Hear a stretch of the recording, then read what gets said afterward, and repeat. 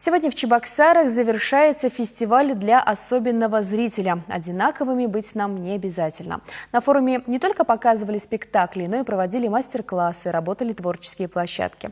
На одной из них кукольники обсуждали проблемы воспитания в обществе, лояльного отношения к инвалидам. Примером того, как нужно выстраивать работу с особенными детьми, стал опыт Чувашского театра кукол. Его уже изучают коллективы из других городов. Первый федеральный проект наши кукольники воплотили в жизнь в 2009 году. Он назывался «К тебе сказка в дом пришла». Артисты приезжали к детям, которые не имеют возможности выходить из дома, и показывали им спектакли. Сегодня таких социальных проектов у театра уже 15.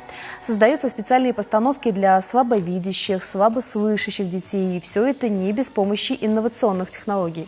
Работа уже дает свои плоды, отмечают театральные работники. Особенным детям легче становится общаться со своими сверстниками. Они чувствуют заботу и поддержку. Когда мы увидели,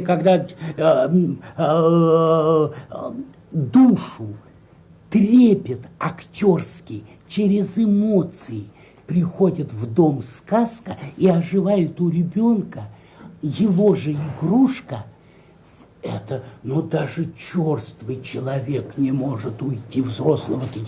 Я с комком в горле, со слезами во взоре смотрел, что происходило с этим ребенком.